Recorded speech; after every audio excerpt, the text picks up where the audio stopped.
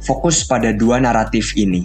Halo semua, selamat malam. Hari ini saya akan membahas dua naratif terkuat kripto menurut saya untuk beberapa tahun ke depan. Dan saya juga akan membahas bagaimana cara berpikir yang baik untuk menanggapi dua naratif ini. Oke, pertama ada banyak sekali calon kandidat untuk naratif di tahun 2024. Ini merupakan listnya kawan-kawan dan ini hanya beberapa saja.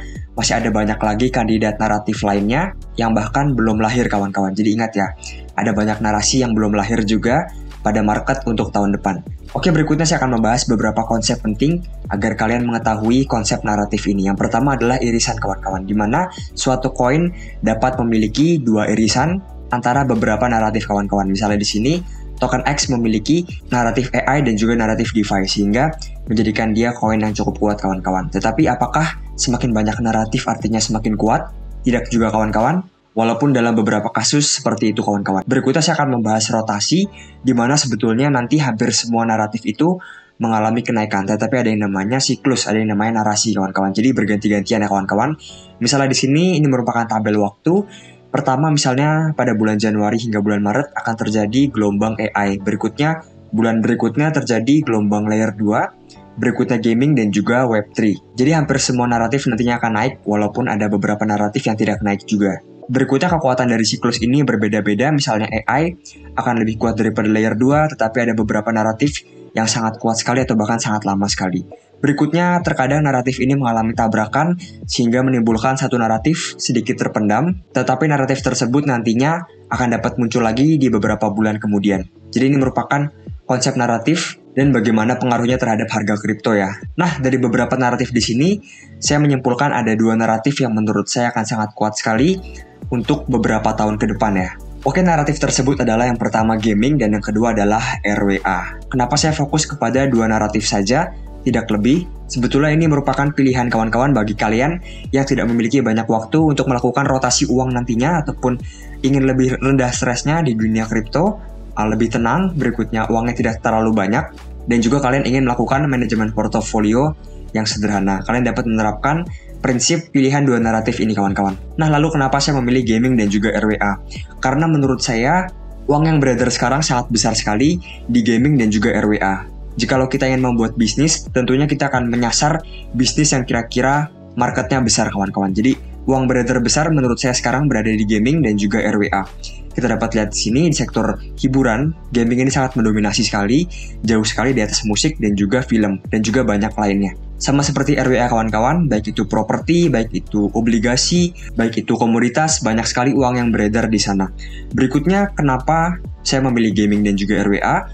Karena yang pertama, memang mereka mendapatkan yang namanya leverage benefit dari kehadiran blockchain. Misalnya apa? Misalnya gaming sudah sangat jelas sekali benefit leverage-nya, di mana kita memiliki item-item di game secara nyata kawan-kawan, ataupun kita memiliki kepemilikan secara utuh. Berikutnya RWA misalnya, kita mendapatkan likuiditas lebih, kita mendapatkan fleksibilitas yang sangat tinggi sekali dengan adanya tokenisasi RWA kawan-kawan. Berikutnya profitable secara perusahaan, berikutnya sustainable ataupun bisnis modelnya berjalan dengan sustain kawan-kawan. Berikutnya sangat dekat dengan adopsi massal. Kita lihat ada beberapa project RWA seperti Lending, ada di Centrifuge, berikutnya Maple. Mereka sudah sangat dekat sekali dengan adopsi massal. Berikutnya gaming juga kawan-kawan seperti Axie Infinity. Kita ingat ada banyak sekali orang yang bermain Axie Infinity. Berikutnya lebih baik daripada tradisional. Ini cukup penting karena jikalau tradisional finance ataupun industri yang sekarang ini masih lebih baik secara service, masih lebih membuat nyaman, orang tidak akan beralih kepada Web3. Berikutnya teknologinya memang mendukung. Ada banyak sekali teknologi kripto yang menurut saya sekarang di luar nalar kawan-kawan, ataupun hanya sebagai imajinasi saja. Tetapi gaming dan juga RWA sangat logis sekali untuk dijadikan blockchain ataupun kripto. Berikutnya saya akan menampilkan beberapa project yang berhubungan dengan gaming dan juga kripto. Tetapi saya ingin warning kawan-kawan, ini bukanlah financial advice ataupun ini bukanlah saran keuangan. Jangan melakukan aksi apapun tanpa melakukan riset. Pahami kripto yang Anda beli kawan-kawan, karena saya cukup khawatir banyak sekali orang yang tidak paham bahkan apa yang mereka beli, terutama di dunia kripto sekarang ya. Ini sangat berbahaya sekali dan dapat menimbulkan kerugian jangka panjang kawan-kawan. Jikalau kalian ingin invest di kripto, jangan lupa untuk pelajari kripto kawan-kawan. Berikutnya jangan lupakan profil risiko. Ada beberapa pilihan koin yang big caps, mid caps, dan juga small caps. Ini berdasarkan kapitalisasi pasar ataupun nilai dari project tersebut. Ada yang sudah besar, sudah terkenal, ada yang masih menengah, dan ada juga yang masih kecil kawan-kawan.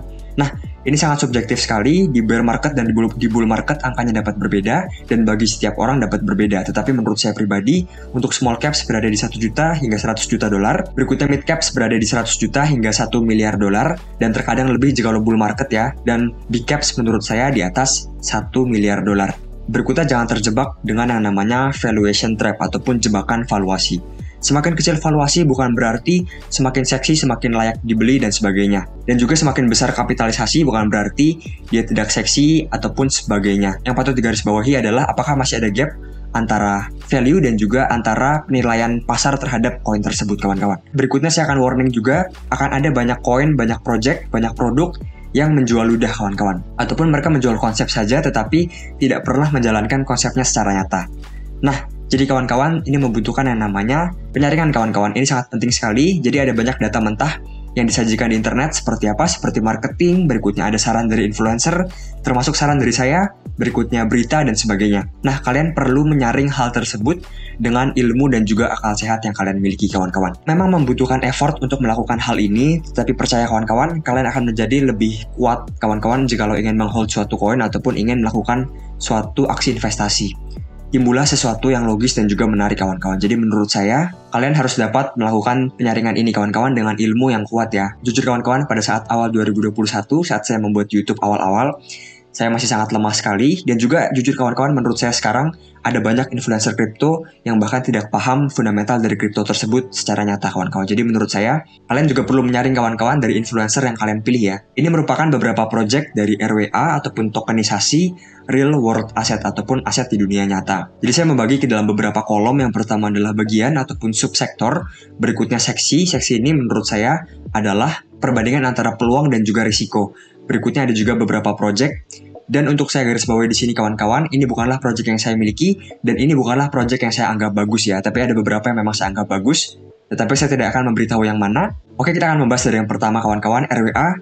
Infrastruktur ini akan jadi selalu seksi sekali, kawan-kawan. Mengapa? Karena untuk resikonya cukup kecil, tetapi untuk peluangnya sangat tinggi sekali, kawan-kawan. Karena jika lo project tokenisasinya langsung, jika lo tidak dipakai, akan langsung ditinggalkan oleh para investor. Tetapi untuk infrastruktur, jika lo kalian sering update saja, itu sudah cukup untuk naik terus di bull market, kawan-kawan. Jadi, ada beberapa project di sini. Yang pertama adalah Rio dan juga NXRA ataupun Alliance Block. Dua project ini cukup baik, kawan-kawan, karena mengalami peningkatan di TVL-nya. Berikutnya, ada project tokenisasi langsung ataupun dialah project yang melakukan tokenisasi, kawan-kawan.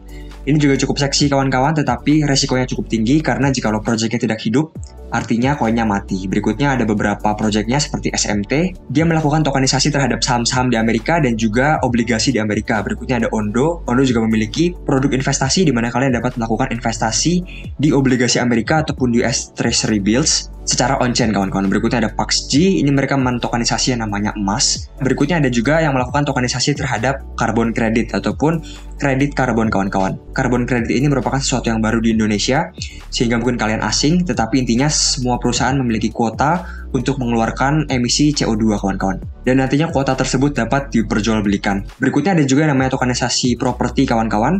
Tetapi menurut saya, belum ada project yang oke terkait hal tersebut. Nah, berikutnya lending, kawan-kawan. Nah, untuk lending dan stablecoin ini, walaupun tidak terlihat seksi, tetapi sebetulnya uang yang beredar sekarang di dunia tokenisasi RWA, terutama dunia kriptonya, sangat banyak sekali di lending dan juga stablecoin, kawan-kawan. Terutama stablecoin ya. Hampir sekitar 90% tokenisasi yang berhasil berjalan di bagian stablecoin, terutama Maker tentunya ataupun MKR dan juga FXS, kawan-kawan. Mereka melaunching yang namanya stablecoin seperti DAI dan juga Frax dengan membackupnya dengan aset di dunia nyata, kawan-kawan.